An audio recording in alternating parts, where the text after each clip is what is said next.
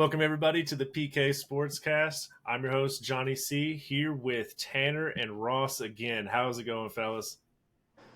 Pretty good. Bad day. Chiefs dub, so it's a good day. Finally. Dallas Cowboys. 2-0. 2-0, Hey, baby. we're all feeling good with the wins today. Let's go ahead and just get started with that Thursday night game before we roll into Sunday. Just so everyone knows, we're recording on a Sunday night. We're watching this New England-Miami game right now. So any reactions happen, that's what it is. But Kirk is a bomb. yeah. Wait, hold on. Did you say Kirk is a bum? Kirk's kind of All right. off though. I got something for you. I got something for you, but I'll tell you what. Let's we'll get about into it. Go ahead and give me my. No, you're first. Go ahead. All right, man. So Philly played Minnesota on Thursday night. Philly wins 34-28, and someone on the team named Tanner Smith had the first perfect score of the season, 34-28. That's a weird one to get, but honestly, bro, congratulations. That's a good one. Got the first 5-pointer of the season. Now, I would say, did that game go exactly as you expected? But what was most interesting to you? Honestly, when I made the score, I did week 1 through week 4, as soon as we got the spreadsheet, and that was way back. And I felt like I put a lot of thought into that. But you can't pick that. You can't. I can't give myself credit and act like I know stuff, and that's why I picked a perfect score. You don't know how that's going to play out. The thing that stuck out to me the most is a trade that Philly made this offseason, DeAndre Swift. I mean that. Yeah. He had. Let me look here. 28 carries for 175 yards, a touchdown, and he averaged 6.3 yards a carry. I mean, that is ridiculous. And he's I didn't know this until watching the game Thursday, but he's a Philly kid. He went to high school right down the street from the stadium, and he talked about it was just like a homecoming. He just felt so comfortable, being back there and playing in front of all of his family. And I think that's just going to be a huge boost to that offense. One thing I will say is the passing game. I mean, Devontae Smith went off. He he was 4 for 131 and a touchdown. He had a really long 60. He started off with that long. He had a 63-yard touchdown. AJ Brown 4 for 29. I don't know. Something, I don't know if it's Hurts, if it's Brown, if it's offensive line, but I felt like they definitely got some work to do there. But the run game was crazy. And their defense also was a little questionable. I mean, Minnesota's got some weapons, but Kirk Cousins kind of gave them a run for their money there. And I know that's controversial in this group, but hey, 41 points of fantasy against your boy Ross over there. I'm just saying. I told y'all when I got him. I told y'all, Kirk, baby. Sorry. 31 for 44, 364, and 4 touchdowns. If they win that game, Kirk Cousins is NFC Offensive Player of the Week. I mean, that.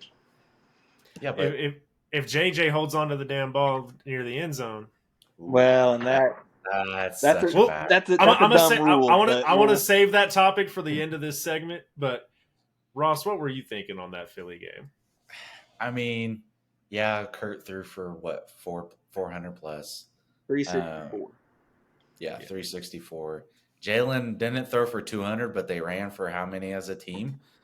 250 yards at 5.3. He said Swift's getting enough. I'm gonna put these tutties in.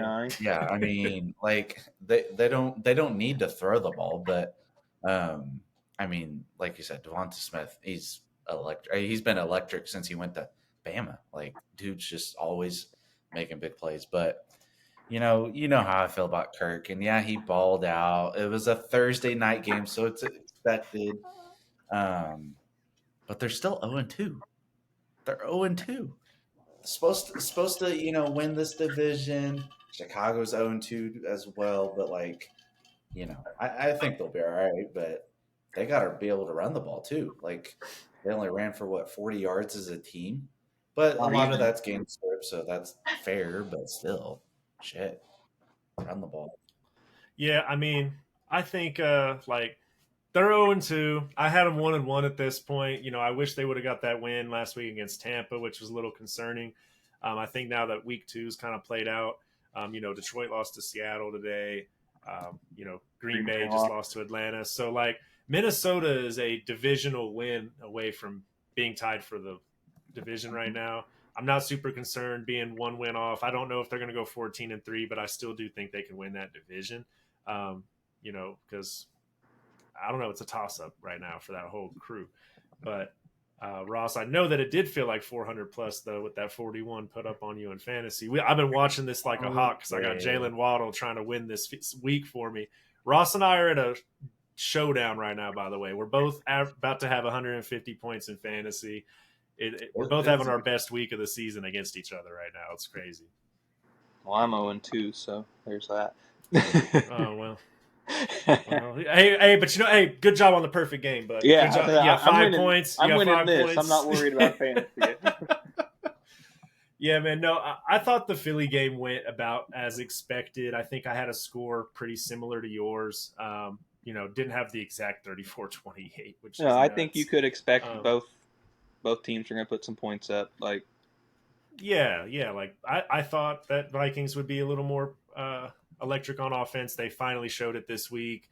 Like I said, if JJ would have held on to the ball near the end zone, I think they would have potentially won that game. I mean, that was the swing that they needed. JJ still went, 11 for 159. Like, it's crazy how you can, like, literally, that play you can say lost them the game, but at the same time, he's the reason they win it. Like, but that's kind of like week 1. He had 2 catches and 25 yards in the second half. Like, it's got to be consistent to him. He's got to make plays in the right spots. Can't who I think though the big difference for them this year is going to be is Jordan Addison.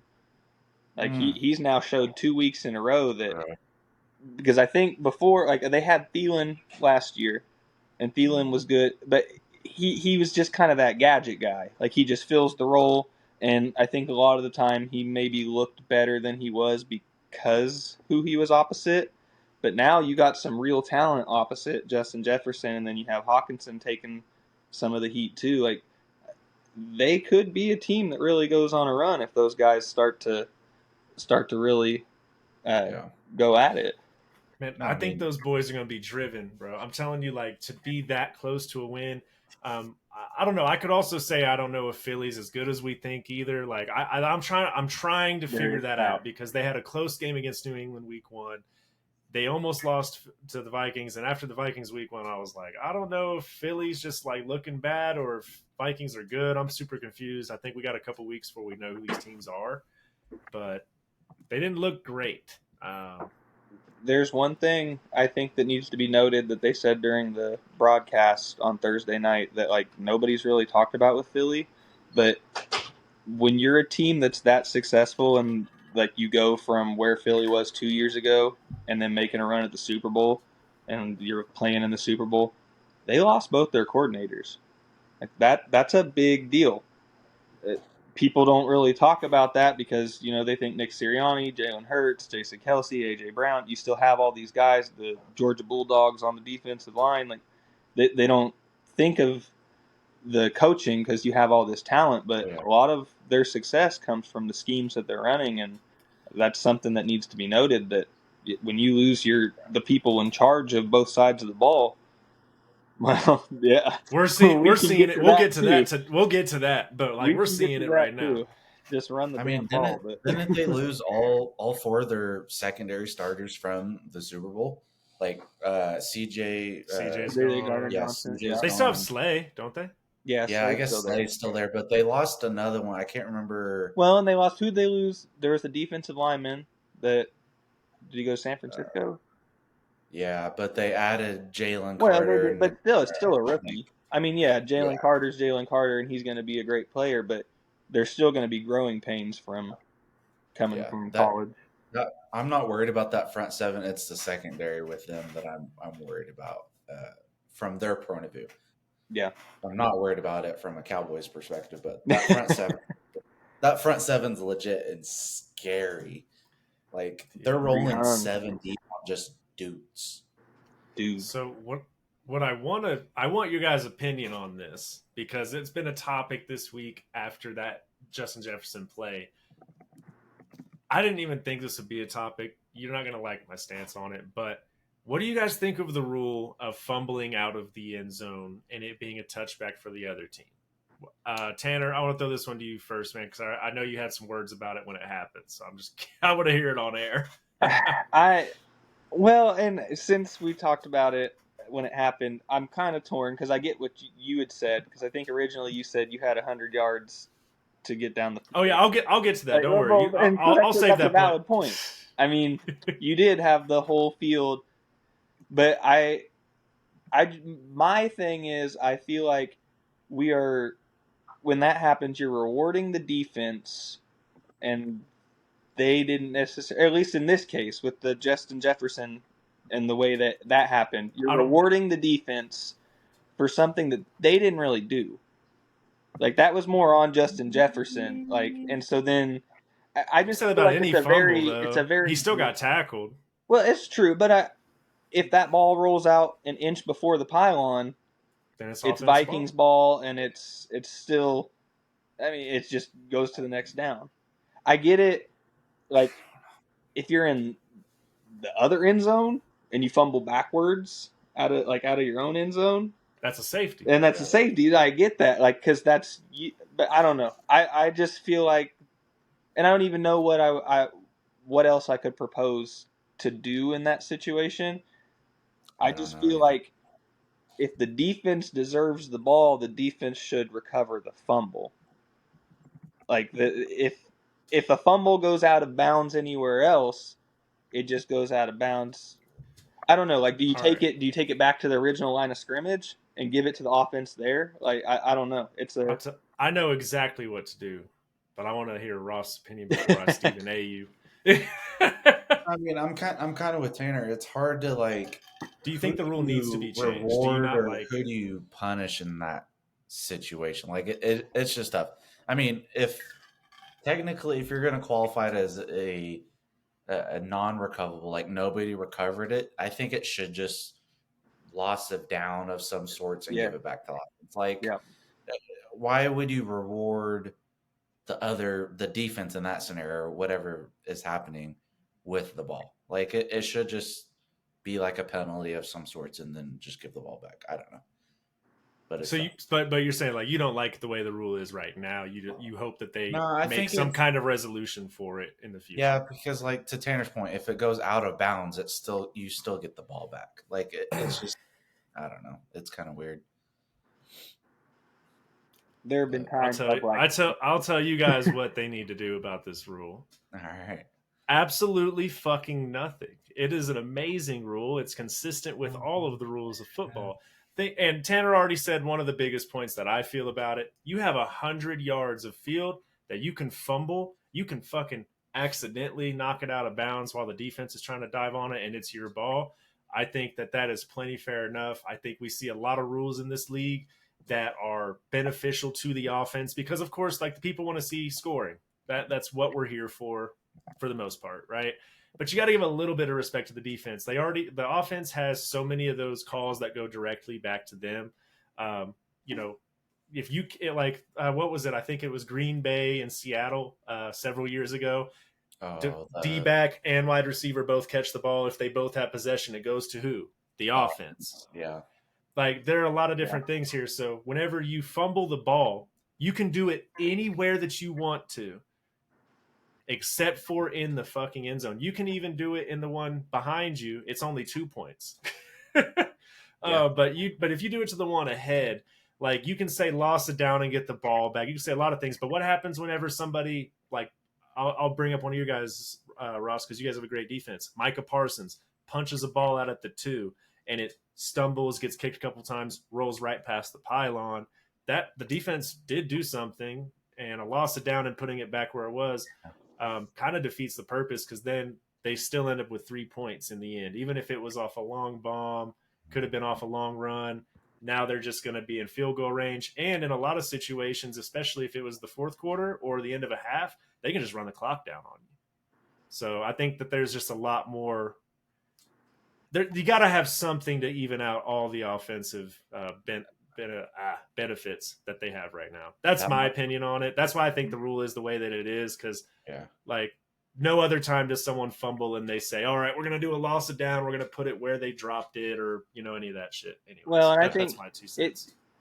It would be, and again, it's a huge rule change, but I guess the way I look at it is maybe if you put it back at the original line of scrimmage, loss of down, put it back where the play started. So then it's more or less an incomplete pass, I guess. But do you reset the play clock? Or do you reset the actual game clock?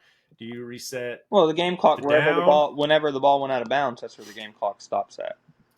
Right, but do you reset the down? Is it the loss of that down? How do you do that? I would say, I don't know. The way that, I guess I hadn't really thought like in depth about it until we started talking about it. Because I mean, with 11 minutes left in the first quarter, it doesn't matter, right? But down and back at the original line of scrimmage at least is a penalty to the offense, but you're not rewarding the defense. Because like you said, Micah Parsons punches it out at the 2. He did something. He deserves, like the defense deserves to be rewarded. But then you could go the other way and look at the Justin Jefferson one where it was more or less he just flipped up and dropped the ball. Like the defense didn't. I mean, he got tackled. He got hit. He got hit in the feet. Well, yeah, but that it didn't really have, like, that's not the kind of play you usually see Justin Jefferson fumbling on. I don't feel like the defender had anything to do with the fumble necessarily.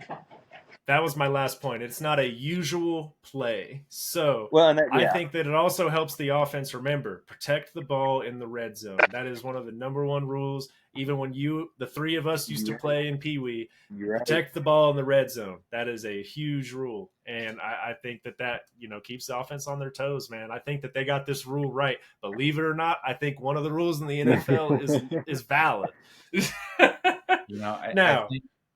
Oh, sorry. Go ahead. No, you're fine. I was going to compliment you. Coming from a guy that said Minnesota was going to go 14-3 this year, that was one of the most logical things I've ever heard you say. Like the way you explained all that, I got to give you props where props is due. Fly Eagles fly, baby. No, man, I don't know if I've ever heard Ross talk to you like that. Like, I know. I've known you for 20 years, and I don't think I've ever heard Ross talk to you like that. Well, it was kind of supposed to be backhanded a little bit. Yeah, I got you, bro. I'm telling you though, I'm only one game off here, buddy. I'm only one game off here. They only look, man. Minnesota's only going to lose one more game. That's all I'm saying. 14-3. Week 5 against the Chiefs. Exactly. See, all right, my bad. That's a perfect prediction once again by Tanner. Yeah. So, as far as the Chiefs game goes, though, I'm going to throw this one to Ross first, man. Rough game against Jacksonville, but Kansas City pulled out the dub 17-9. Ross, neutral opinion, you're not a Chiefs fan. What'd you think? It was nice to see Pat get a little bit of a rhythm going. I don't think he was fully there, with Trav coming back. I still think there's a little bit of like ebbs and flows that just weren't there. Made some good passes. Threw for 305, I think. 2 touchdowns and a pick. So it was nice to see him throw a little bit. Ran the ball very well. Love to see Pop getting those carries, so that was good. Only gave up 9 to Jacksonville, who supposed to be an up-and-coming offense with ETN and Ridley, yeah, like how many catches did Ridley have? He had 2 last week. He had that one at the end of the half that secured that second field goal. Yeah, that was crazy. I think the defense stepped up. We're going to talk about Chris Jones a little bit, talk about the defensive line, but good Lord, somebody's going to pay that man $30 million a year. It may not be Kansas City. We can get into that, but somebody's going to pay him. They're not going to. We can get into that, but he's not going to get traded for a first round. We'll just say that here, but he looked dominant, like top 3. You have Nick Bosa, Micah, Chris Jones, and that's it, right? Top 3 defensive linemen really defensive players in the NFL right now. Like that's how good he looked today. But overall, I think it was fine. I think they still need to get going offensively. Where's the 30 burger at? 17 points coming off of a loss. Like, come on, put up a little bit of points here. But the other thing is like the play calling. Yeah, it wasn't like was on EB Kansas was City EB side. like on Kansas City side. Like Yeah. there's just they're discombobulated right Questionable. now. Yeah. Yeah, Yeah. but I mean, it looked fine. They got a win. I mean, there's not much to Dub's a complain dub. about. I don't think, but Dub's a dub. What'd you think, Tanner? Outside of Dub's a dub, because I agree with you, brother. Dub's a dub, Yeah. but like one thing I'll say, like watching the game, it felt like the Indianapolis game last year. Like it felt like Pat just couldn't have anything go right. But then I'm sitting here looking at the box score, and I mean, 29 for 41 and 305. Like that's not a bad day. Like that, and then he had 7 for 30 on the ground, and he had I think 3 or 4 first down runs that were like big first down runs on touchdown drives that without those runs, who knows what would have happened. yeah. Apart from Chris Jones, because I'll get to that in a minute, but the thing that stood out to me the most was Sky Moore and Kadarius Toney. I mean, they've never been in the limelight, like they've never been the thing the national media is talking about. But last week, after that loss, apart from the Kelsey injury and the Chris Jones holdout, like all that, every show you watch talked about Kadarius Toney's drops, Sky Moore's lack of production. Can the Chiefs draft wide receivers? Because they've never really drafted anybody and built them up other than Tyreek Hill. I mean, it's just not been a thing the Chiefs do. It was Sky Moore could be that. Well, it was clearly part of their game plan. As soon as that offense took the field, to go out and show them that last week was a fluke with Toney, because Toney went off. I wish they would have used him. He started off hot. Those first couple drives, he was really on it, and then I feel like his production dropped off. I don't know if he wasn't getting the touches or if he wasn't out there. I don't know why, but those first couple drives, he had some big plays where he really looked like he could break off any minute. And then Sky Moore, 3 catches for 70 yards on 4 targets, and last week I think he had 4 or 5 targets and nothing. I mean, he didn't have a catch, and one of those he does a lot of touchdown, huh? And he has a lot of blocking on the outside for those screens, like that. Yeah. That I saw a few of those where he made some great blocks for those downfield. He definitely had some big plays, but then like you said, Chris Jones. I mean, I think I had talked a couple weeks ago about. Or I guess earlier this week about how the defense looked good against the Lions, which it did. It didn't look like they were missing him necessarily. That offense was supposed to be super high powered, didn't really do a lot. But man, did you see the difference with having Chris Jones on the field? He made his presence known. Not only because I think one thing that he doesn't get the recognition he deserves a lot of the time because the stats don't show it, because he's always catching these double teams and then his teammates are the one making plays, and that happened a lot today. But that first drive, he was in the backfield every single play. He was getting the tackle for loss. He had a sack. Like, it was just a completely different defense. And then you got to think about, in 4 weeks, Charles Omenihu is going to be on that field with them too. That defense held Jacksonville, who's supposed to be, now that they have Calvin Ridley, they're supposed to be this offense that can go against the Chiefs. Like, they can rival the Chiefs. They're that high-powered offense with Trevor Lawrence who can do all these things. And this defense, without one of their most talented defensive linemen, you could say, they didn't give up a touchdown. And how many of those drives started in Jacksonville territory? I mean, they had multiple goal line stands where they were right down there, and they just still could not capitalize. Like, the offense is going to figure their stuff out. They got Andy Reid, they got Patrick Mahomes, Travis Kelce's going to continue to get more healthy. Like, I'm not concerned with the offense. Eventually, things will start to click. Pat will find who his favorites are, The drops are going to stop happening. The penalties will go away. But when you get a Patrick Mahomes and Andy Reid offense paired with a defense that looks like they could be a top 5 defense, who's going to beat them? It's been a while, I think, since we've seen a Chiefs team where the defense looked better than the offense. We haven't. Last week against the Not Lions, in the we Andy all knew Reid it was era. a fluke. But with today, the way today went made me feel really good because you said it on our show last week. You're like, hey, I know you said you eat your words a bit because it is a difference having Chris Jones on the field. But you said, hey, man, honestly, like, I think our defense is solid without Chris Jones. I think we'll be okay. And honestly, I think they just showed that today. Chris Jones showed up. They gave even less points to a better team, in my opinion, better offense. So, to go out there and be able to do that, I think is amazing. And our offense, like I said, I think you're right. They're going to get some stuff together. I'm concerned with the lack of run game that we have. Yeah. I mean, it kind of showed out in the second half, but I mean, I looked up in the second quarter and I saw that we had 1 carry. Yeah. Well, you notice, other than Mahomes scrambling. That's when like, really? the offense really started to look like the Chiefs' offense, was when they started mixing in that run game with Pacheco. Because when you're averaging 5-6 yards a carry, like, the defense has to account for that. But you got 1 touch in the first half. Like, they know you're not going to run the ball, so they can just back everybody up, get a decent rush, and they had a couple plays where they had like their front 7, but they also had like a D back up there too. So it looked like they had like 3 on the line, but they had 5 across the middle of the field with the safeties.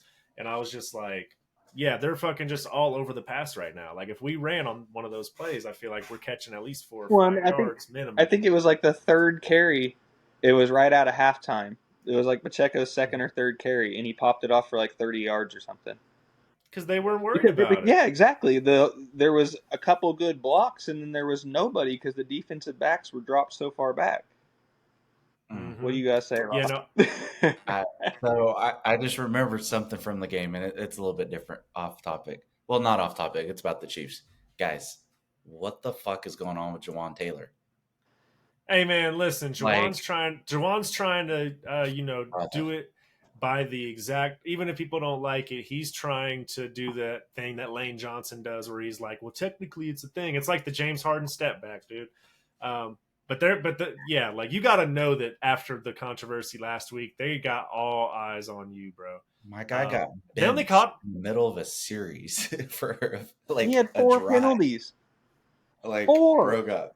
You got to know that they're watching, bro. Like, I understand what you're trying to do, but it's not going to keep flying. And like, while you can say it was fair, unfortunately, with all the hell they raised last week, bro, all eyes are on you, man. You got to get that shit together and start doing it the way they want to. Offense. That's what slowed the offense down today. Was like, they were. It only helps you if they don't flag you. Like, if you can't even get the playoff because of the flags, it doesn't matter what fucking stance you're in. You're losing 5 yards. You might as well let the sack happen. I don't know. It's wild. Obviously, we don't want that either. 12 penalties for 94 yards. That is not norm from an Andy Reid coach team. That's not. To come from the offense of all things. Usually, if we got 12, it's because we, our there were a couple getting PIs and shit. There were a couple defensive pass interference calls, but the bulk of that's Jawan Taylor, really. One thing I will say though is, how did Andy Reid start coaching in the league? He was an offensive line coach. They just signed Jawan Taylor to a 5-year, $80 million deal. Like, they're not just gonna kick him to the curb and have him sit on the bench when they're paying him that kind of money. He's got the talent.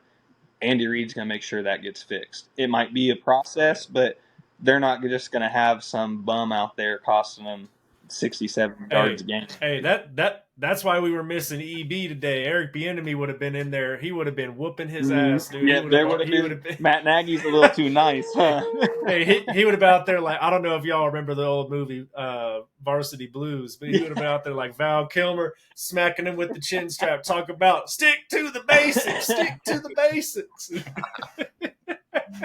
No, man, no, that was a little frustrating, but I'm glad that they were able to pull it out, man. It was a good defensive game.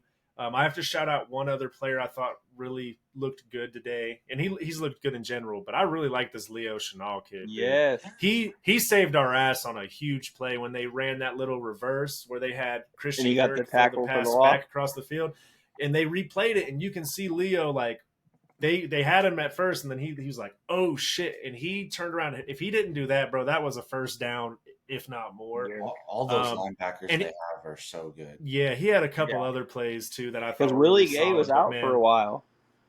yeah, he got hurt. And then Drew he got hit in the Tranquil came stomach in with and the Drew helmet. Tranquil He went like off. Tranquil. I mean, he led the league in tackles last year. Like, Well, it and Drew shouldn't come as Tranquil a was surprise. fourth in tackles today. Yeah, Nick and dude, I was worried when Nick Bolden went down, but he came right back. And his first play in, he smacked the shit out of. I think it was ETN. Oh, them Mhm. Yeah, dude, and you can see him whenever they blitz him. Every time Nick Bolton blitzes, I feel like you can always see it because he either pancakes or like causes a huge shift on that defensive line because he comes through there with heat. Like I'll tell you right now, if there's anyone on that team I don't want to get tackled by, it's Chris Jones first, but Nick Bolton's a close fucking second, man, because he brings the heat, man. Hey, McDuffie went up there and thumped some dudes too. I was just about to say McDuffie. Ooh. McDuffie is the reason that Calvin Ridley did not go off. McDuffie locked him up. The one good catch he had was contested as shit. It was just an amazing catch. I mean, Calvin Ridley had two touchdowns that were catches, but he couldn't get both feet in bounds. That was Zay Jones. Oh, Zay, yeah. Zay had the one. It was Zay. Both of them were Zay. No, because Calvin Ridley hit the goalpost. Oh, okay. But there were two didn't he have ones one on the left side too, towards the end? No, left side. So at the very beginning of the game, the very first one of the game was Zay Jones. Yeah, no, I forgot about the goalpost when you're talking about. That was Calvin Ridley. But there were two other runs where I think it was the very first or maybe even the second Jacksonville drive that Zay Jones had the 1 foot tap, but he got smacked. And then it happened again on the other side of the field on the left side. Mm-hmm. And yeah, like defense was on him today, man. I was happy about that. But yeah, those were two very close calls. And we can go on and on about defense, but I feel like I'm over here looking at the box score and two players that I feel like need highlighted. George Karlaftis. I think the Chiefs might have found a diamond in the rough there. Like he was starting to step up over the backfield today. And he didn't necessarily have the numbers to show it, but I feel like if you watch the game, he was right there on every single tackle for loss. And then also, I know everybody talked about it was Patrick Mahomes' birthday, and they thought it was going to be a huge game from him, but it was also Jalen Watson's birthday. And Jalen Watson had some good plays, not just on defense, but he also was the one that downed the punt at the 1 yard line in the first half, and that ended up being a huge thing that the Chiefs backed him up there because the punt returner definitely was trying to fake him out, and he ran right past him and stood on the 1 and went down and caught it, and that was a huge play on Chiefs special teams. But he also had some real good plays in the secondary. Yeah. Have they been like tested deep at all? Because I was thinking about this. I was like, I haven't seen that many like deep shots, and maybe it's because of the pass rush because they can't get the ball off. But like Brian Edwards or Mike Edwards, Brian Cook, like I don't feel like they've been tested truly deep. Well, I mean, there were a couple last week and 1 or 2 today, and I feel like they weren't the best throws. As much as I'd like to say Chiefs defense is in there, I just feel like they weren't great throws. There were a couple times today, but then also like I think we got away with a hold today. I think last year at the end of the year, like I mean, the Bengals at the end of the AFC Championship game, they went to test him deep, and Brian Cook tipped it, and it got picked off. Like I don't know. I don't want to get too excited because I've been a Chiefs fan my whole life. I know how that goes, but those young guys in the Chiefs secondary, like, I don't know. They're cooking something up, and I think they're good enough that this is the last year we see L'Jarius Sneed in a Chiefs uniform.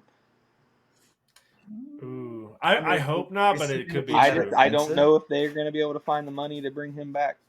Yeah, no, he's owed some money for sure. Definitely, and he also, I mean, he had a couple plays today that, like, he was not the best defensive back on the field, and that's not normally what we see from L'Jarius Sneed. Yeah, isn't like I don't know. I'd like to see him stay, but I get what you mean, bro. I think that you're onto something. They're gonna have to definitely. I honestly was on the train of trade him this offseason because, I mean, now you either got to pay him or just let him walk. Like, there's nothing. You're not gonna get anything from him. Hey, all I'm gonna say is Chiefs defense is back, baby, and you know what? We don't need to be putting up 40 burgers like we always were. If our defense can keep up, fuck the shootouts, man. Like our best offensive season, we lost an AFC chip, lost in Mexico City against Jared Goff. Like we could put up 47 points and lose. Like it's crazy. So I saw a tweet I'm happy today. to see that a defense is out here doing something. I saw a tweet today that said Derek Thomas will be proud, and I think that sums it up. Yeah, man. So super happy about the Chiefs game, but you already know we could talk about this. We could have our own. We could have a Chiefs podcast. I mean, we've been doing it for a while now. To the next one. Come on, B. Let's can't do an hour and a half. One Chiefs, come on. We won't go too far on this next game, but I do want to bring up another game that I thought was huge this week, and not just being biased because I got the second perfect score on it, but Baltimore beat Cincy. As a Chiefs fan, everybody's happy to see that Cincy lost, but is Baltimore actually back? Tanner, what are your thoughts on the way that both those teams look right now? I'm not gonna lie, I didn't watch this game. I've seen a lot of highlights and stuff of it. I'm looking at the box score now. I know Odell got hurt. Harbaugh said it wasn't a big deal, but it's Odell, so you never know. I think that is even though he hasn't really produced yet this year, I think a lot of like Zay Flowers' production comes from he's opposite Odell, and they're like it's Odell Beckham, so they're obviously going to pay attention to him. Right.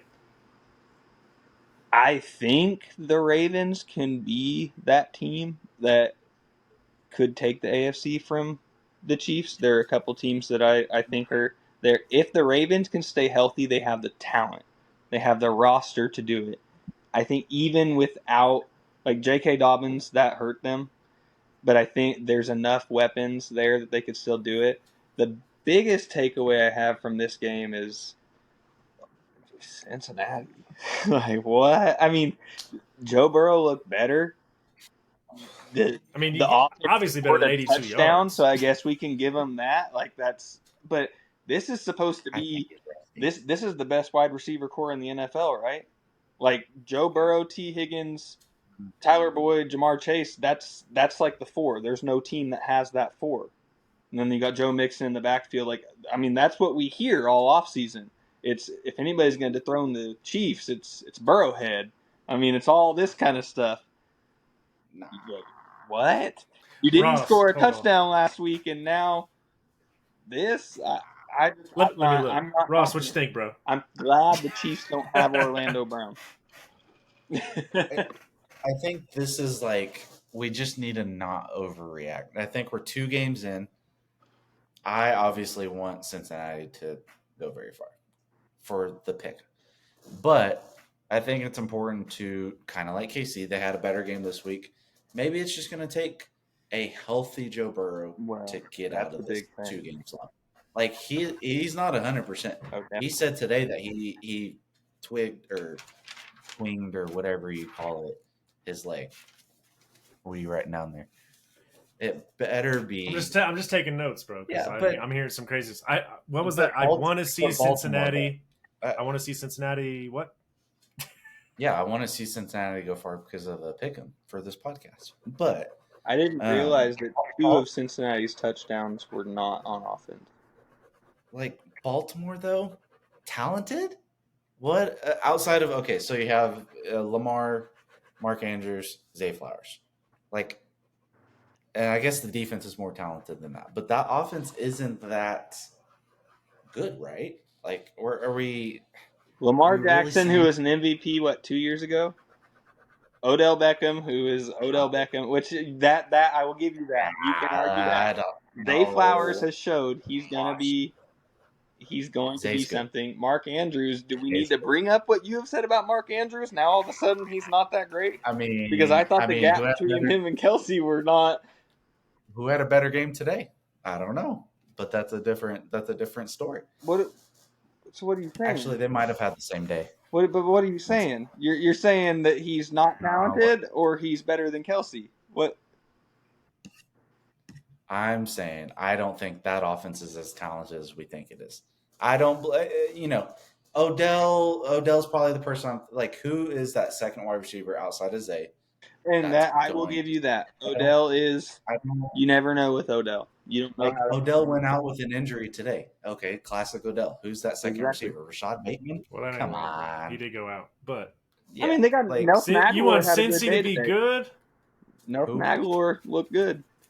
He went 5 for Oh, 63 and a touchdown. I mean, that's not bad. There's a reason why Philly didn't want his bum ass though, because he doesn't do anything. Like You never know. Different change of scenery. In his Change of scenery makes a difference sometimes. Nah, come on. I mean, I if just we're think talking about best wide receiver, there's core in talent NFL, there. it's gonna be- I don't know. Nah. They're 2-0. I mean, The I'll tell defense y'all. is talented. The defense is really good. Roquan Swift. They have the most. Do they still have the Mosley guy? Who's that second linebacker I'm thinking of? I can't think of who it is, but they have a really good defense. Marlon Humphrey, really, really good defense back. Kyle Hamilton, really good. I think one of the big things fine. with them is But they've got a coach I who don't know. knows how to win. Yeah, I don't know. I need to see a few more games out of that Baltimore offense to like truly. No, I feel you. Man, I'll tell you right now. No. Since I had the perfect score and I knew exactly what was going to happen today. Okay. Yeah. Baltimore will be good. They ain't going to be as good as Dominic thinks at 15-2 or 14-3, whatever he said. They're going to be good. Cincinnati, they're looking a little rough. A little rough. I think that's fair. A little rough is fair. I think that,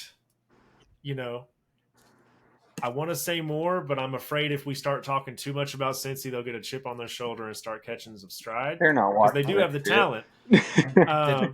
No, I'm just saying in general sense. Like media is about to start calling. Yeah. Media is about to start saying all sorts of terrible shit. And by the way, we got some check marked fucking athletes that watch this. They are minor league baseball players. All right, they care a lot about the Bengals. Fucking Vinny Pasquantino or something. But Washington Nationals players watch this, and they care a lot. So I'm going to watch what I say about the Commanders. Those are the Nationals are major league players, though. Well, they're I forget the name of the actual team. They're like minor league for the Nationals. Yeah. I was like, but no. On to the main point, though. We're talking about NFL football. Lamar's back. That team's somewhat healthy. If they can stay healthy, they'll be solid this year. Since he's starting off rough, I think they're going to get it back together. I don't know if they're going to stay. Like, they have a very small window. They've got a lot of really good, young, talented people that are not getting paid as much as they should be, and a lot of them are due up for contract. So this is their chance, and T. Higgins. I don't know if they're going to do it, huh? I said T. Higgins to KC. Hey, that might be nice. It might just need you to go over some tape with us, mama. But, all right. We could use somebody with some hands, but yeah, no, I think that both of those teams are going to be pretty good. I actually could see their late season game deciding that division. That's kind of how I had it playing out in mine too. Well, so I'm not too worried about either team. I think it's nice though that Baltimore was able to come out and get that win. Yeah. Excuse me, because I think they have more to prove this year than Cincy. Yes. Definitely. I mean, they go on a 4-game stretch with the Rams, Tennessee, Arizona, and Seattle. I think those are 4 very easily. Cincy or Baltimore? Cincy. So gotcha. Cincy's next 4 games: Arizona, Seattle, Tennessee, and the Rams. Like those are 4. Seattle looked all right today. So if they lose, one or two of those, how are you feeling? Yeah, so 3-3. Rams look like they could be back to normal. I don't. Like when I say normal, I think that they look like a top, like a wild card team. They are a pretender right now. Let's give They're it. they're a, they're a 7-seed NFC team. No, I they're can not. I can get on board with that. The NFC's not. Although They I look mean, better than shit, I fucking expected Baker them. Mayfield's 2-0. So what? I mean, Hey, you know what? Y'all, we don't have time to go over that too deep, but I will say to y'all right now, y'all talk shit to me about having them winning that division 9-8, and they're already 2-0. 7 more to go, baby. 7 more to I go. need you to. Baker's out here to show. Hey, get your weight up, little boy. Get your weight up, little boy. Did y'all see that fucking Yes, I play? saw that. Please tell me you saw Yes. that. I Get will your say weight though, up. he is getting the ball to the playmakers. Like Rashad White's playing good. Yeah. Mike Evans went off. Godwin's still there. Like he has some guys there that if they get going, they'll be all right. Hey man, listen. When you got a motherfucker that goes for like 4 yards, not even a first down, and tells you get your weight up, bro, that's an uncomebackable fucking Uncomebackable. diss that you. What did Aaron Rodgers Like- say in the preseason when the dude hit him? What did he say? He said, "I don't even know who you are." Yeah, but there was a word he made up. Fuck, I don't know. Now I look like an idiot. But they blew No, up dude. during Hard Knocks that Yeah, he said. I think it was something like uncomebackable. Yeah, it was I think he something fucked it along the up lines though. of Yeah, that. I remember that. No, man, I think that I think the Bucks will be good, but I know we wanted to stay on some bigger games, so I'm gonna go ahead and throw it to the one that I know Ross has been trying to get to, because this is not just a Chiefs pod anymore. We had the Dallas Cowboys versus the Aaron Rodgerless Jets. So you were kind of on topic there, Tanner, because he is also uncomebackable this season. So Ross, 30-10 win over the Jets. Zach Wilson, the MVP. Like, how are you feeling about such a big win? Yeah, there's no Aaron Rodgers, but I actually do feel pretty good about this because at the end of the day, it's Dallas offense versus the Jets defense. The Dallas defense versus the Jets offense. Obviously, there's no Aaron Rodgers, but they still got after the quarterback as if there was a different quarterback there.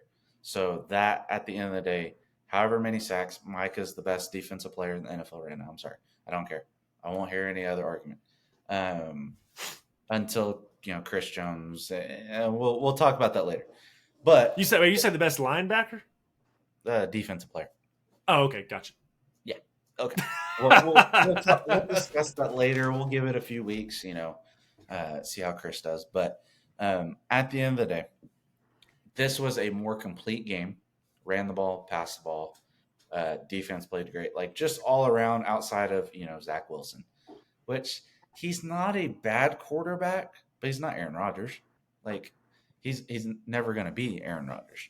But like I said, it was a very complete game. I feel better about that. Next week, I'm trying to see who they have next week. That is Arizona.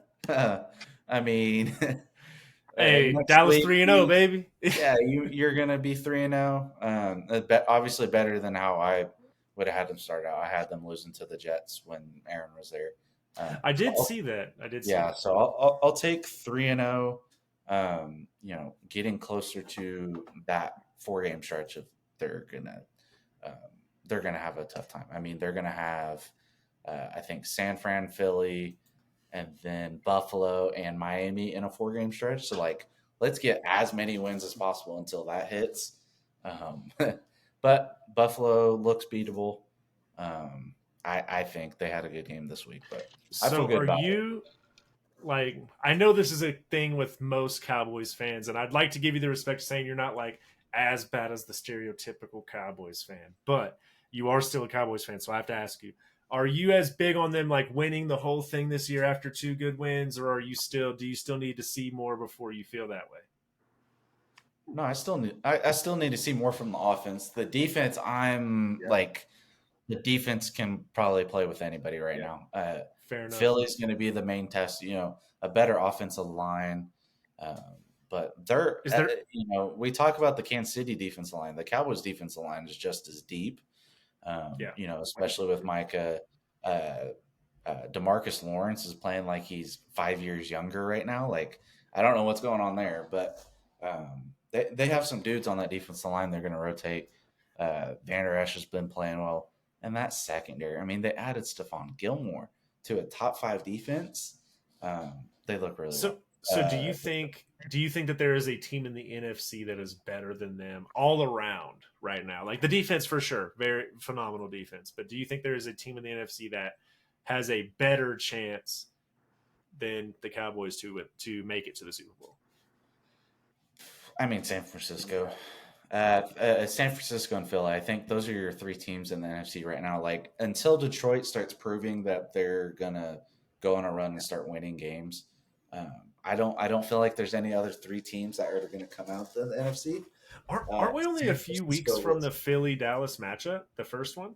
That's a very good question. I think that's only like week 6 or 7 because that's a game I'd like to see because Philly unfortunately does look a little lackluster right now. I don't think Philly's offense can keep up with Dallas's defense right now. Not right now. That's going to be the tough part. I mean, it's going to be a defensive battle. I don't think we're going to see. I'd say you could say that both ways. Yeah, I don't think we're going to see like the 35-30 game. It's going to be closer to your 27-24, maybe less. I'm gonna say something that you're gonna not like, Ross, but I just gotta say it because I watched the Cowboys game today, and you know what their offense reminded me of? It reminded me of the Chiefs with Alex Smith. I mean, I think Dak has the ability at times to go and be that guy that can take them all the way. But there's just so many games. Like, he had a decent game today. He had a good game. He was 31 for 38, but 255 and 2 touchdowns. Like I feel like they're just missing that. There's a lot of third downs where they need that guy just to make a play, and he's not being that guy. He has been. He has showed that he has the ability to do that, but I just haven't seen that yet this year. And I mean, we're early in the season, so maybe that will come and we'll see that. But like today, I was just waiting for that. I don't know, just that there he is. That play that you're a Super Bowl quarterback. You are someone who can, when it's 3rd and 8, 3rd and 10, and your back's against the wall, your defense needs you. The defense or the offense needs you. The defense is blitzing. You scramble out. You make that play, like just to set you apart from the pack. And I don't feel like we've seen that. I mean, there's usually 2 types of teams that win a Super Bowl. There's a type of team with an all-world quarterback, Tom Brady, Pat Mahomes, that's just going to carry you and win the Super Bowl.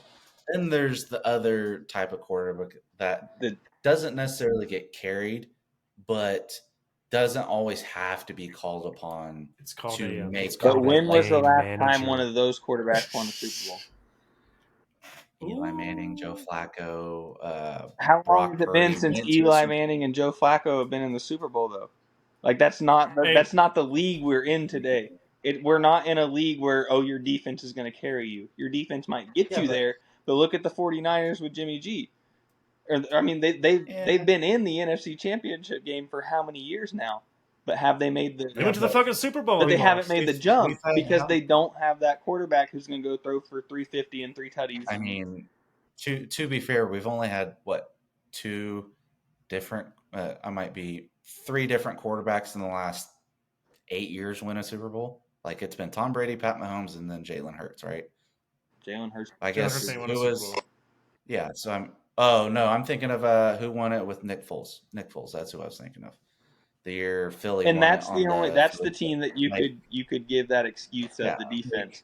But I mean, since then, Nick Foles was balling, son. Well, 41 points. Still, 41 points. Come on.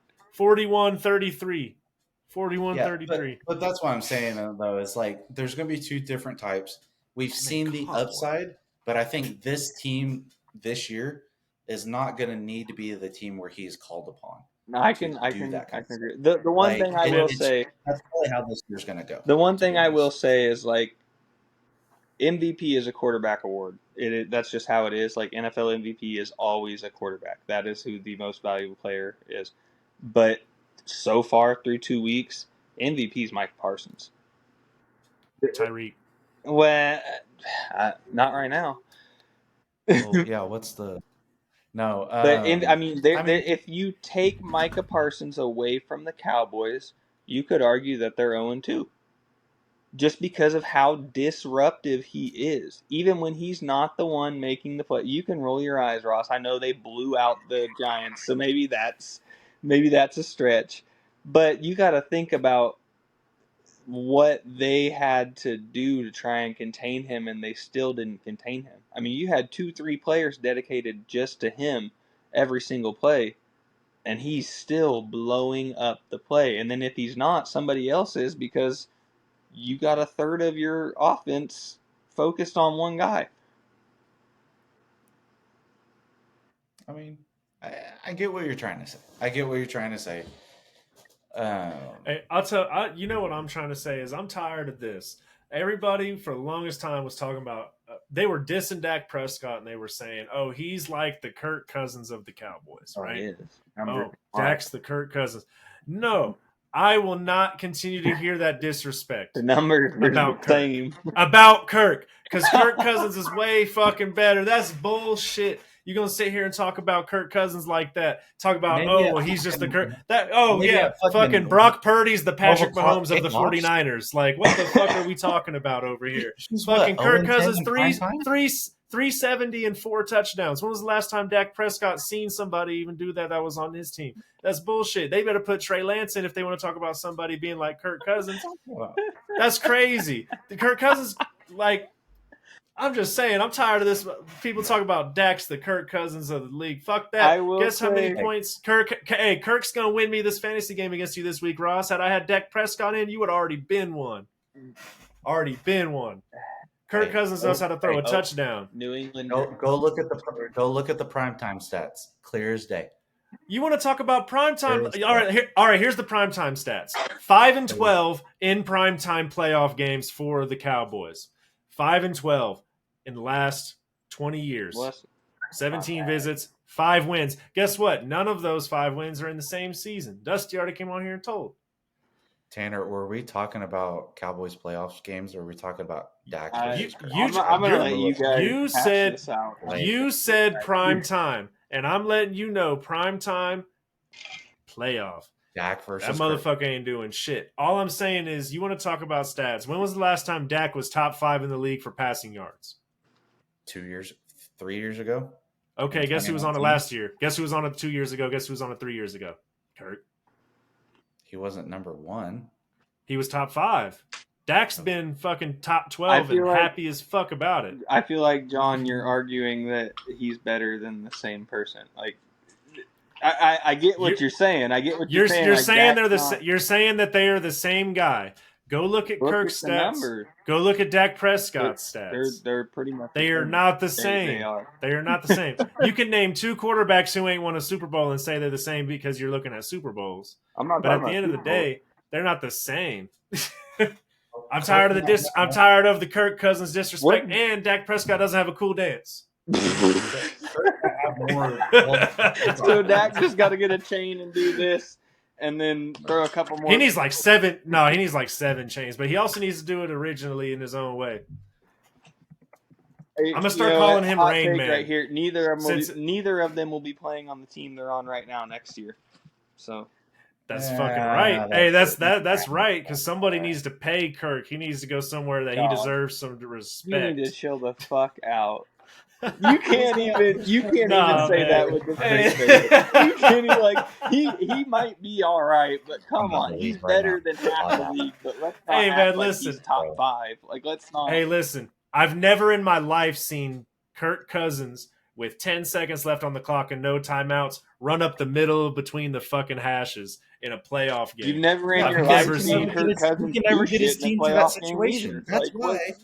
What do you mean? He was in the playoffs last year. Dak ain't been further than the divisional. And what did he do? And what did Kirk? And guess what? Kirk further than divisional? No, he said he hasn't been. He said he hasn't been in the situation that Dak's been in, and I say that's bullshit because they both always stop in the divisional, and that's the only thing that's alike about them.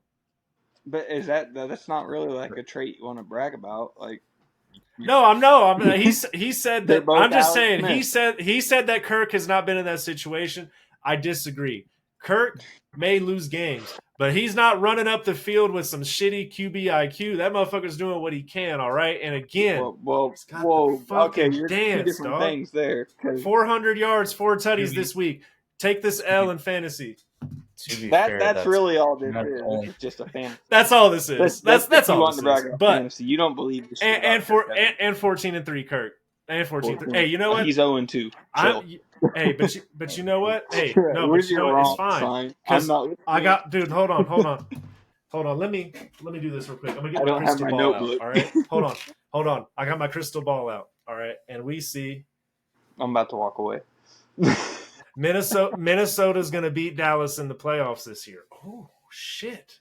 That means one of them has to make it past the divisional because they're gonna play.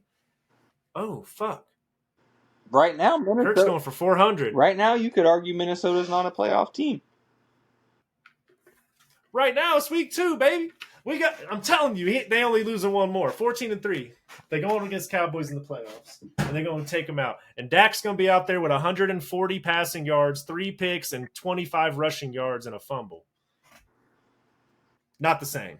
We not the same. Can we get that? Like, can you get that? Just that little clip right there and send it in the group message because I want to have that saved. Because I swear, if that shit happens, then you definitely like Win Daily gave you a copy of the script. Like, there's no.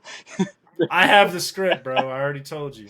Why didn't you let us know about all those fucking Kadarius Toney drops? Hey man, look, 'cause I was focused on the fucking. You let me lose some fucking money. Hey man, what was it that Dom said? I'm not a financial advisor, but but you could still just let us know. No, man. I got Ross dead silent now. He didn't like that disrespect whatsoever. But I'm sorry. I just was getting triggered, bro. They call Dak Prescott the Kirk Cousins of the league. I'm like, bro, he ain't that. Like, that's a compliment. If you want to diss him, say something meaner than that. Oh, Ross is still on mute. That's what's going on. He's still on mute. He done forgot what's going on mute.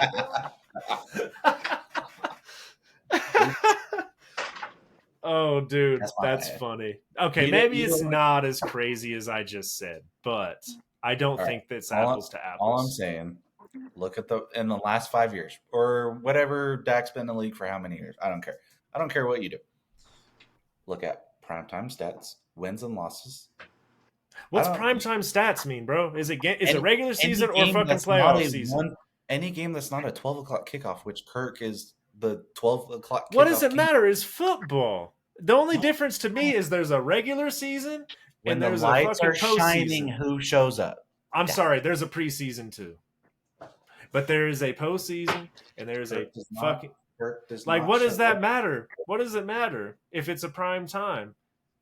All I'm saying, he just threw 4 touchdowns on prime time. Only reason he lost because Jay Jetta's the one who's supposedly saving his career, fumbled the fucking ball. And like Tanner said, defense didn't earn that. That was just Jay Jetta's. So they're still 0-2, and the Cowboys are 2-0. So, hey man, I'm one game off. I'm telling you. Can I point out one thing I noticed about the Cowboys that I was impressed with, and I know that you guys probably know what I'm going to say, and I don't like complimenting the Cowboys, but you know I'm a K-State boy, so Goose Vaughn. I know, and I just noticed looking at the stats, he was 3 for 16 receiving and 3 for 16 rushing yards, which is kind of funny if he had the same amount. But those were all at big times. Like I think it was the very first episode we recorded this summer that I said, watch out for him. He's going to add that spark to the Cowboys offense that they need at different times. And that's exactly what he was today. I mean, there were times that it was 3rd and long, and he made a play. He's little. He's an underrated guy, and he's always been an underrated guy. But he's shifty, and he will make plays. And I think that showed today. So I hope they start to utilize him a little more. Yeah. Yeah, man. No, in all honesty, that Cowboys defense is legit. The team as a whole is legit. Once they replace that quarterback situation, man, maybe hey, you know what? Maybe they sign Kirk in the There's no offseason. quarterback situation. What are we talking about? Listen, hey, bro, There's listen. no quarterback Listen. I situation. will They tell got you Trey right Lance. now, Trey Lance is if there. they will either start Trey Lance, or if they are lucky enough, if they are blessed The enough, audacity that we're talking about Trey Lance right now. they will You're right, sign. Ross. Yeah, no, No, I you're think right, their better option is to because sign a Cooper quarterback. Rush was a perfectly They should. viable quarterback last year. So why are we skipping over him? He's 5-1 as a starter. Hey, man, I'm about to. Hey, I'll tell you right now, Ross. It's on air. This is going to be on the internet. You can find it anytime. If Kirk Cousins signs with the Cowboys after this season, they will win a Super Bowl, and I will buy a fucking Kirk Cousins Dallas Cowboys jersey. All right, I'm gonna fucking be in this bitch. Hey, I'm in this motherfucker. I'm just gonna let you know when we hop off here. I'm gonna message your wife and make sure you're doing okay, because I think you smoking crack or something. Bruh. Hey, listen, I'm just saying, someone who can throw some tutties to CD. That's all I'm saying. He's got Justin Jefferson and he can't win a Super Bowl, and you give him CD Lamb and now he's gonna win. He's had him for a fucking season. So CD Lamb's an upgrade. I mean, he's not. We're talking to Ross. I'm talking about the defense is the real upgrade. He's not. No. Let me clarify. He's not that big of a step down as you might think. You said Mark Andrews because he has. You're right. If he had a better quarterback like Kirk, he'd look a lot better. He had 11 catches for 143 with Dak Prescott today. He'd have 15 for 300 if he had. CD Lamb's not. And they lose. In the league. What'd you say? CD Lamb is not a top 5 receiver in the league. Am I wrong? He's not. He's playing one. He's playing like one right now. No, you're not wrong. No. I mean, Tyreek, Devontae. We can keep going. Like, no. But what's being top? Like, he could be top 7, and that's like you still have a top 7. Top 7 okay. Receiver. Okay, but I said top 5. So I know, but if he's not a top 5, if he's top 7, he might be top 23. Earlier when we were watching the Cowboys game, I almost sent this in our group message. Like, CD Lamb on the Chiefs offense is a top 3 receiver, no doubt. Like, CD Lamb on the Chiefs offense is. I don't even want to say this because this is controversial, but I think in their scheme with Andy Reid and their offense, I think he is more productive than what they did with Tyreek, to be honest. I think the way that he would be used would be more productive because Tyreek's that, like, and especially now that Tyreek's on and I could be wrong. Definitely. I don't like that one. That one was. I didn't like that one either, Ross. Tyreek to his full capabilities. I feel like we're seeing that now when he's with Miami. And that's because of Patrick Mahomes and because of Travis Kelce. They spread the ball out. They do all these different things. Look at what Miami's doing with Tyreek Hill. When did Tyreek Hill have 215 yards in a game with the Chiefs? He had one game when he played against the Bucks, and it was like 205. But he was not utilized the same way. So that's supposed to mean that CD would be better? I think. See, now my thing is okay. I guess the way that I could say that is Tyreek was the deep ball. Like, that's how the Chiefs used him. They wanted, like, your fast home run threat. We're gonna throw it to you deep. That's majority of the time they used him that way, or it was like the behind the line of scrimmage, jet sweep, like that kind of thing. I feel like they didn't throw the ball across the middle of the field to Tyreek, and I think that's where he's the strongest. His yards after catch, because of his agility, because of his speed, I feel like that's where he's at his best. And the Chiefs, I don't think, did that the most. I think with somebody like CD, they would do that more because he's not. They wouldn't, like, I think with Tyreek Hill, everybody thinks fastest player in the league, you got to go long. And, like, that's how they did that. But what CD does very well is what Trav does. So put 2 of those on the Chiefs offense. Trav's doubled up. You have somebody doing the same thing. I mean, yes. What I'm saying is but the Chiefs didn't utilize Tyreek across the middle of the field on shorter distances like they could have, and let him work with his. We saw it in the Buffalo Bills game in playoffs 2 years No, ago where we had the and 13 I'm not seconds saying on they it. didn't do it at all, but that was like their go-to with Tyreek is we're going to let you outrun the defensive back and we're going to throw it deep to you. That was their first thing with Tyreek. And I think Tanner, I feel like they disrespected him as a route runner. yeah, Tanner, I love you, man. You are a great friend because I am fully convinced that you thought that me and Ross's argument got a little heated, and you were like, I need to bring those guys together and like really help with this argument that just happened. I'm gonna give them both a reason to fucking go after me right now so they can bond. And I appreciate you for being such a good friend, bro. But that is blasphemy. That is Say what you want. Tyreek Hill is one of the best. All right, I didn't say he wasn't. He is one of the best receivers. I'm saying the way the Chiefs used him. I understand what you're trying to say. I just think but I how? don't. I Like, don't. why? Okay, I guess here, think of it this way. When Juju replaced Tyreek, that role was completely different, correct? Like, Juju was not used the way Tyreek was used. Tyreek was used as a deep threat. He's the big play guy. Juju was used as, like Travis Kelce, 8-9 yards across the middle of the field, sure hands. You're going to get the first down on 3rd and 5, that kind of thing. Right? Am I wrong about And that? you think, but you think CD is a top? You No, said he was going to be a top hang 3 on, hang on. receiver with I'll this get to that. Hang offense. on. We're talking about two Okay. different things now. Tyreek, used that way, is the best wide receiver in the league because his yards after the catch is just ridiculous. Nobody, you cannot tackle the man. He is so quick. What I am saying is a player like CD, who that is more of their skill set, you could say, like on paper, like that's what a team looks at. Like the Cowboys look at him as more of that guy. I feel like the Chiefs would have used him more as that guy and would have been more productive in that role. I am by no means saying CeeDee Lamb is better than Tyreek Hill. I just said CeeDee Lamb's not a top 5 receiver in the league. But I'm I saying the think if way you, that in an Andy Reid offense, the way that they distribute the ball, the way that Pat is getting it out to 11 different receivers a game, I think CD would be more productive because he would be that across the middle 7 to 10 yard kind of guy, as opposed to we have to hit the deep post, we have to hit the streak on a 60-yard bomb to the fastest guy in the league. That's all I'm saying.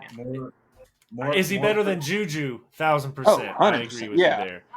But top 3 receiver if he were to be put on the Chiefs. I thought that was the stretch. That was what I was arguing. Do I think he'd be better than what we have right now? Fucking of course. But and better than we had with Juju. But top 3 in the league, I don't know.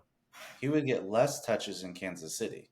I think that's kind of what I was just thinking. Like, there's no way he has 11. He won't even have 11 targets in Kansas City. Yeah, I don't see. I wouldn't see CD being as productive in Kansas City than Dallas. Yeah, because I think he would be a huge help to our team. I don't know. Yeah, I feel like Pat. On Well, and it just depends because like we've seen two different versions of Pat. Like we saw in the beginning where it was all Tyreek, it was all Kelce, and they're both putting up 1,200 yards in the season, and like they're both huge. But then we've seen this last year, and then starting to this year, where he might not have 1,000-yard receiver, even with Kelce. Like he might, but he's going to have 10 people over 400 yards. Like, I mean, it's just a completely different. And I guess that's all that I'm saying is that I think the offense would be run differently if they have that guy. I think that's the kind of thing they looked for with Juju, and they didn't necessarily get the productivity or the health from Juju, and he had kinds of issues. But I feel like that's what they were looking for. They were looking for that guy who, sure-handed, 3rd and 8, whatever, he's going to make that catch and get the first down, but then also there's a chance that he might break one off for an extra 15 yards. And I feel like CD could be that guy, and in Chiefs offense, he would really excel. but he might not necessarily get all the looks that he could get because of a certain quarterback. Yeah. Like, no, I agree. He'd be a great asset to the squad, no doubt. He's still a really solid receiver. I just don't know if people would see him. I feel like people that are seen as those top three, a lot of the time even play for shitty teams Well, just and because that's they pass the another ball thing, too. constantly because they can't run the ball and they're always getting looks. Devontae Adams, one of the best wide receivers in the league, he ain't winning Well, shit. and you got to look at Tyreek was never considered a top 3 receiver when he was with Pat because it was, you're with Pat, you're in an Andy He offense. should There's have Travis been. Kelce on He the was field. arguably the But then best. you put him in Miami where you don't have those other and I think that's just kind of a thing with having a great coach, have a great quarterback, you have the Hall of Fame tight end. Like, nobody's going to give you that credit because they're going to say, well, the attention's being paid somewhere else. Mm-hmm. Raising my hand. I don't give a just shit. for clarification. CeeDee Lamb was 6th in receiving yards last year with only a long of 39. So is it that So, ridiculous to say that you give him Patrick Mahomes and he's top 3? If he was 6th last It year, is because I don't think he It gets is as many because of the looks. distribution. He won't get as many looks. Yeah, I think if I Pat agree. has that I hate guy, to though, agree with Ross, but because I do. look at when Pat Con, had what'd you that just guy say? with Tyreek. Like, when Pat has that guy, he's not throwing it to 11 different people a game. He's got What him year and he's was got that? Travis Kelce. Like, at some point, like, how are you going to? When was the last time Kelsey had 10 receptions in a 2020. game? I mean, Kelce averages 1,200 yards a season. I don't know about 10 a game, but if we're talking about the whole season, he's a top 3 wide receiver every year. Is he not? Yeah, how? It's almost like have you ever seen Talladega Nights? It's like you got, if you win, how am I going to win? Like, how is Travis Kelce going to do that and CD going to do that? Tyreek did Like, it. just Travis like Kelce did it. I mean, Tyreek wasn't top, though. Tyreek wasn't top in receiving yards, though. And Tyreek was only considered one of the best wide receivers in the league because you can just see that he has that freakish athleticism where, like, no diss to CD, I think he's amazing. I don't think that he's got that Tyreek thing that makes him stand out amongst other receivers. Don't though. even Like, say that. You can tell because I can see what you're thinking, and John's right. Hey man, don't let your bias get ahead of you there. I appreciate But what I that, will Tanner. say is, I think CD would have been, like I was saying, CD would have been targeted more times on certain downs in a different way. Maybe not necessarily targeted more, but like I said, Tyreek, they always look for the long shot. I think CeeDee Lamb, they would have looked for more of the dink and dunk, 5 to 8, like 8-yard slants, stuff like that. But that's true. I tell you, just because But the if way you that the got Chiefs 2 spread of the them, ball around, like, I mean, what? I have never in my life once even considered drafting or even picking up a Chiefs wide receiver because of the fact the distribution. Travis Kelce's the only one. That's the only one you'll 100%, I take agree. because. I agree. So, I think that's why, like, saying CD would be a top 3 receiver because people generally look at what touchdowns and receiving yards. Even if he had all the touchdowns, he won't have the receiving yards to keep up with that. And in Dallas, I think he could do better, but like he is, like kind of like Ross said, he's getting all the looks. He had 11 receptions today. Just like Tyreek had 11 receptions last week. That shit ain't happening in Kansas City. They just said Patrick Mahomes for like the 80 millionth time just hit 11 different receivers in the same game.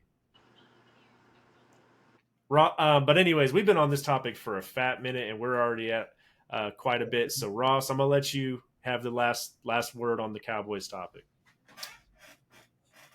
I mean, we'll see you guys in 19 weeks, 20 weeks. What would that be? February 5th, 6th, whatever day that is. We'll see you guys somewhere in there. Beef. Yeah, we'll see you guys there. That's all I can say. Honestly, I'm not even gonna lie. At this point, well, I probably think the 49ers look a little more impressive just because of the offense, but a Dallas Super Bowl berth is not a pipe dream at this point. Like, that defense is good enough that Micah Parsons could win MVP easy, and I think the last time somebody that wasn't a quarterback won MVP was Aaron Donald in like 2018, 2019, something like that, right? Maybe. Did he win? I think Aaron Donald won MVP one year. But it's a quarterback award anymore. Like they don't give it to anybody who is not a quarterback. But The last non-quarterback MVP was Adrian Peterson in 2012. Oh shit! So even more than. But I don't feel like, and again, we're 2 weeks in, but I don't feel like I have seen anybody make more of a difference on their team this year than Micah Parsons has. Like, I mean, his numbers are just ridiculous. He's on track for like fucking 24 sacks or something like that. Like, it's crazy. I mean, he is in the backfield every single play. There is not, they double team him and he's wrapped up the quarterback before the linemen know what to do. Like there's no way to stop him.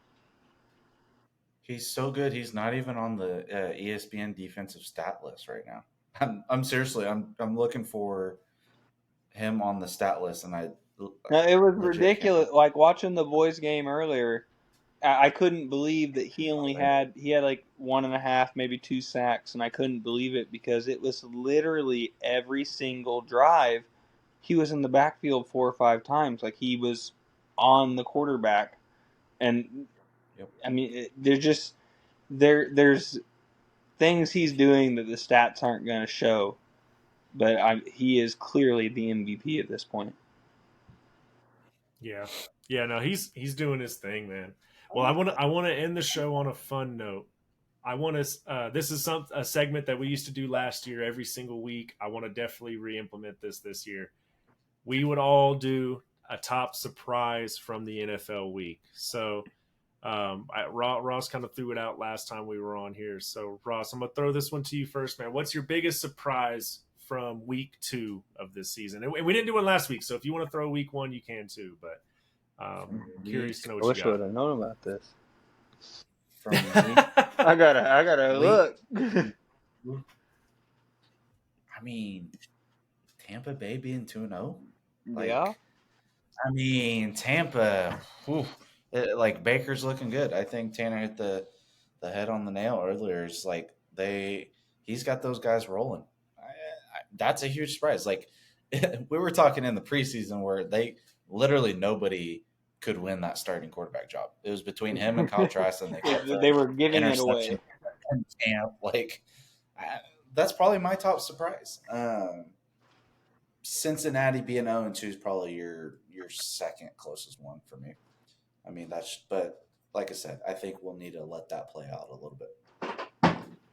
Fair enough. Yeah. Tanner, you said you need a moment. No, I think I got one. Like I enjoyed.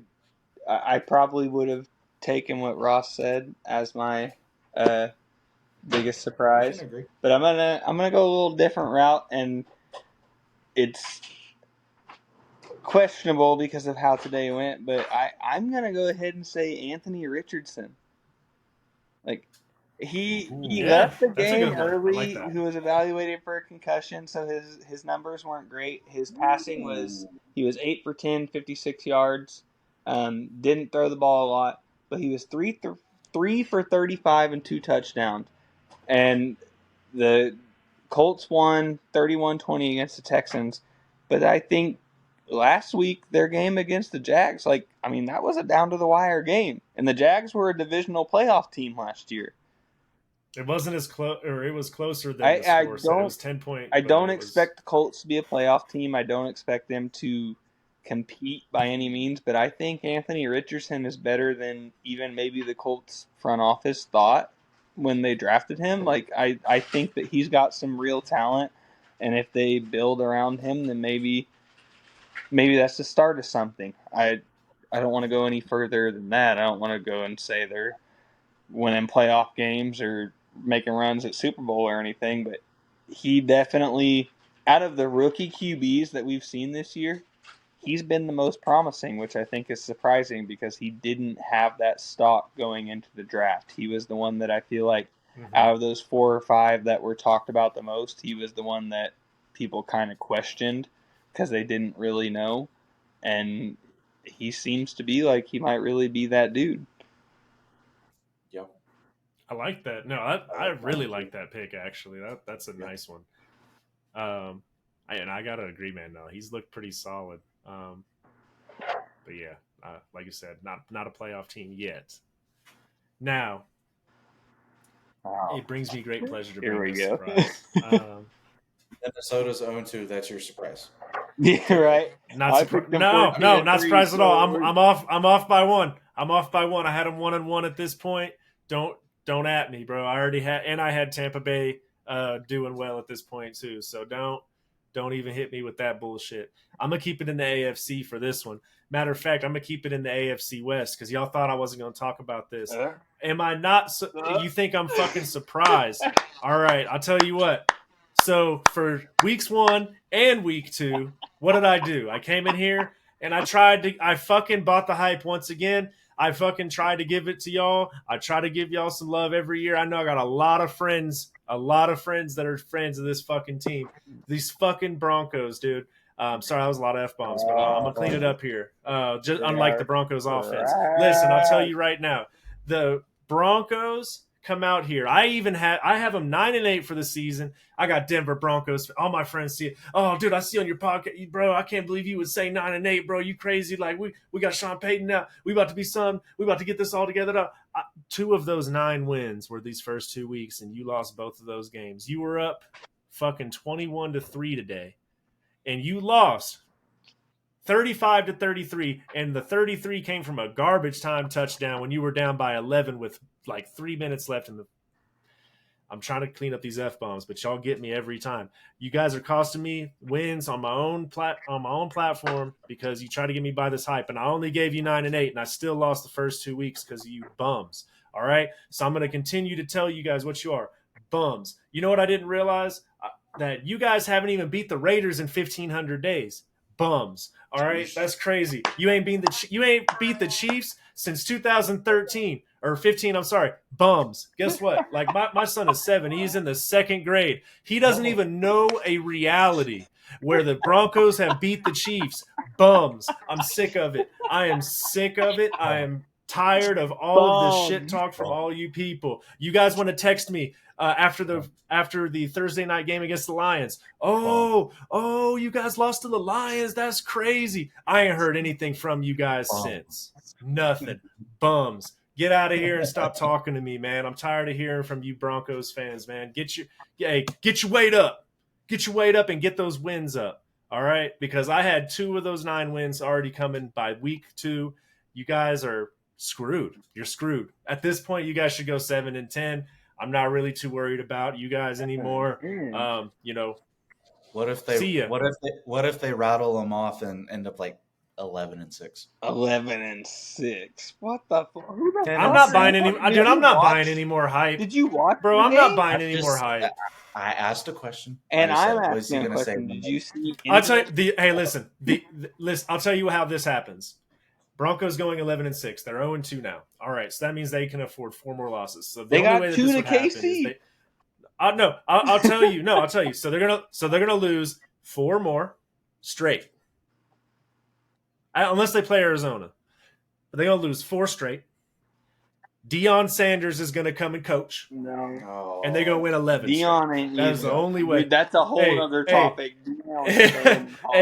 Deion Sanders moves over to the Broncos, and maybe they turn it around, but that ain't gonna happen. Deion ain't leaving until Jerry Jones. You guys are screwed, man. Hey, listen, I live here in Denver.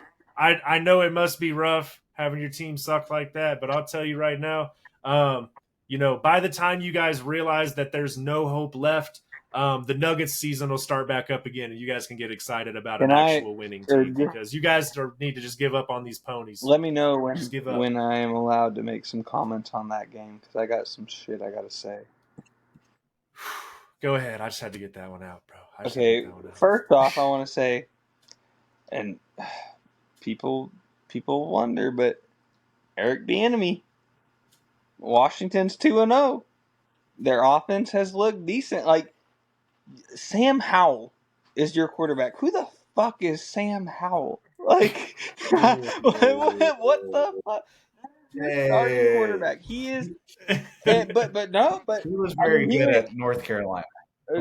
North Carolina, because they're known for producing top professional quarterbacks. When was the last time somebody won a Super Bowl? They're going to have another one this year. But They're going to are have they? two like first. Are they real? Just because they're projected? That's not. That's we're talking about the league. Yeah, we're exactly. League. But I mean, he went 27 for 39, 299, and 2 touchdowns. Like that's not bad. And you know, That's who the fuck Sam Howell is. EB's running the ball. Like they're not, and they went. I mean, they could have done better on the run, but Brian Robinson had 2 touchdowns. Like, but my thing is, even when Russell Wilson didn't look absolutely trash, they still don't have enough to put him over the top. Like Russell Wilson was 18 for 32, 308, 3 tutties, and a pick. That's not bad. I mean, like that's Russell Wilson on the Seahawks. If with that defense, if they win the game, we don't look at that as Russell Wilson had a bad game. But at the same time, he doesn't have that team that he had around him. And he has Sean Payton as the coach. I know. And Sean that's just fire. Sean Payton's supposed to be the quarterback guru. He's supposed to be the one that fixes everybody, does all this shit. And clearly I've seen at least enough at this point to say Russell Wilson is trash. He is the problem. And the Broncos are going to be shit for the next 3-4 years because of the contract they signed him to. Like, that's just... I don't see them overcoming that because he's going to be their starter. And I think he's lost it. He's not one of those guys anymore. Does he need better weapons? Huh? Like, does he need better weapons than Jerry Jeudy? No. You know what? He's got the only weapon he needs is any other jersey. But I'll tell you what, man. I just want to say, here we go. Broncos fans, I just want y'all to know. 6'4". That's a lot of days. That's a lot of days. Let's put it this way. I have 4 kids. I have a 10-year-old, one that's about to turn 7, a 4-year-old, and a 1-year-old. And only one of them has ever been alive for the Broncos beating the Chiefs. And she's 10. Yeah. You know, best of luck to you guys this year. Hopefully you can reach the 5 that you got last season because the hype train is starting to already die off, man. Marvin Harrison Jr. is going to be great with Russell Wilson to not throw him the fucking ball. Yeah, man. You lost to the Raiders, and then you lost to the Commanders. You guys have much more intense. We have way more intense games coming. Good. Best of luck. Ross, do you have anything to say about the Broncos? I know you don't really have any. I just want them to rattle off like 11 straight and just prove you wrong. That's all I want now. Why do you care that much? Like, why do you want to prove me wrong so bad? Because they do this every year. Fire you up. They do this every year. When like I said, I moved here. We were 2-14 Chiefs. It was Tebow time. They gave me all this shit for wearing my Chiefs hoodie in school. And we were trash. Then we got Alex Smith and Andy Reid. We were kind of better. We went on that 9-game win streak with Jamal Charles, but then they still talked that shit because we lost to Andrew Luck. And and then they went and got their ass handed to them by the Seahawks. But either way, Broncos fans been talking shit since I moved here. And they've been on that big shit, and they ain't done anything since. Actually, one more surprise. I'd like to talk about the Chargers real quick. Which they didn't have Eckler today, so that's big. But I told you guys last week when the Chargers played the Dolphins, and I talked about how the Dolphins' offense was one-dimensional. Like, if Tyreek Hill's not there, I worry about him. And I said the same thing about Eckler. Like, if Eckler's not there, you did. I worry about that offense. There's not.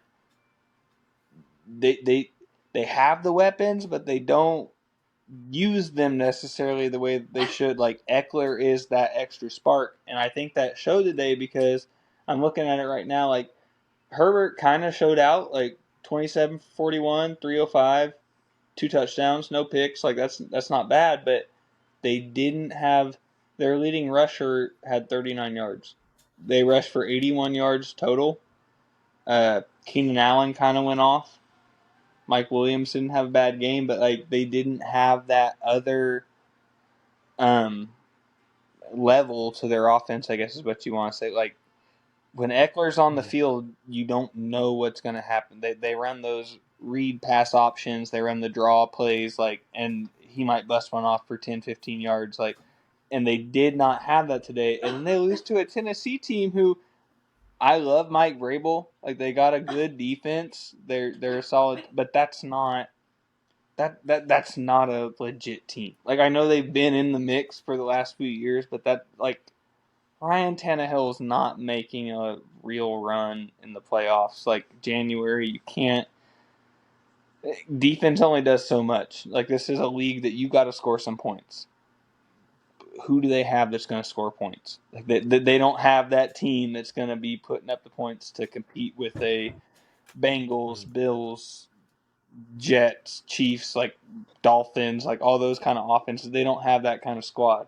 And the fact that the Chargers have the weapons they have, like Mike Williams, which Eckler didn't play, but Quentin Johnson is supposed to be this big deal, and Keenan Allen, like the Gerald Everett, like they got these guys that they're supposed to be one of the most explosive offenses in the league, and yeah, if there was a day to show it, this would be the day to show it. Like Herbert, I don't know, I just felt like it could have been a much better day from them, and it makes you wonder about that Titans team. Like they got to figure out some offensive stuff, but Mike Vrabel knows how to coach up a team, and that defense is legit.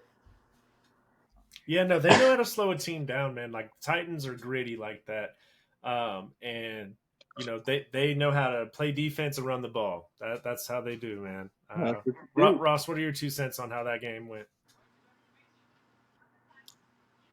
Justin Herbert needs to. I mean, this is where we get into like what type of quarterback does Justin Herbert need to be?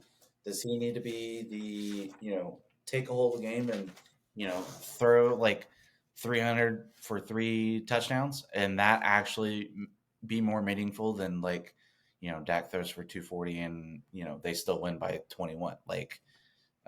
Well, Herbert's got to be that. Herbert's got to be that guy. Though. Can I just interject real quick and say that, like, I feel like the biggest issue there is that Brandon Staley doesn't let him be that guy.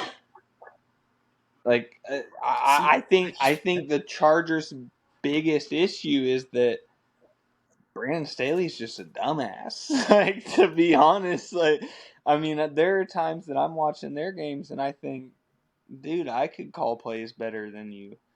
I mean, I feel like there have just been so many times that the game has been lost on the coaching staff, and they're not utilizing Herbert to the best of his abilities. I mean, you have Keenan Allen, Mike Williams, and Quentin Johnson. Yeah, I mean, the best trio. Does that not? Should be. Yeah, does that not rival the Bengals or? I mean, yeah. Cowboys. Come on. All right. So on that note, we're gonna end the shit right now. Come on.